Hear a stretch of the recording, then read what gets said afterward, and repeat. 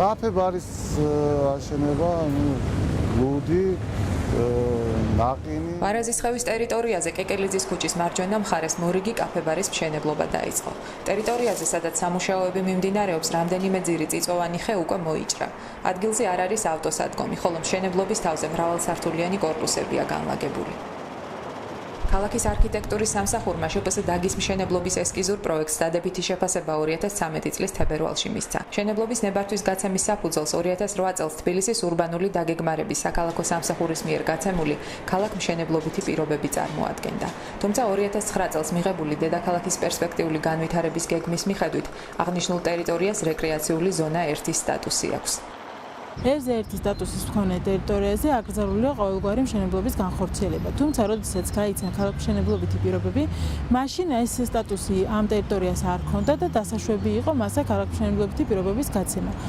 ამის შემდეგ ქალაქ თბილისის არქიტექტურის სამსახურს ძალადაკარგულად უნდა ეცნო ურბანული დაგეგმარების საქალაქო სამსახურის მიერ გაცემული ქალაქ-მშენებლობითი პირობები და შესაბამისად არ უნდა შეეთანხმებინა არც პროექტი და არ უნდა გაეცა მშენებლობის ნებართვა. თუ მშენებლობის ნებართვის პროცედურა დაწყებულია ამ კანონის მიღებამდე, მაშინ უნდა დასრულდეს წინამდებარე კანონის შესაბამისად. მშენებლობის კანონიერებაზე საუბრობს შპს დაგის დირექტორი გიორგი დანელია. იმ პერიოდში იმ კანონმდებლობით დასაშვები იყო სარეკრეაციო ზონა 1-ისთვის სპეციალური ზონალური შეთანხმების საფუძველზე გაცემული იყო ქალაქ-მშენებლობის პირობები და შესაბამისად მშენებლობის ნებართვა. უსაფრთხო სივრცე დედაქალაქის მერიასთან დაკავშირებას შეეცადა, თუმცა ჩვენს არებს ამ დრომდე არ პასუხობენ.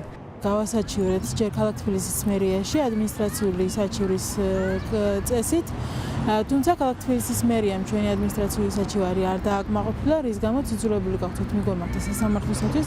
ვარაზისხევში კაფე-ბარის გახსნა წლის ბოლოსთვის იგეგმება. შპს დაგის წინააღმდეგ უსაფრთხო სივრცის სარჩელს სასამართლო მაისის თვეში განიხილავს.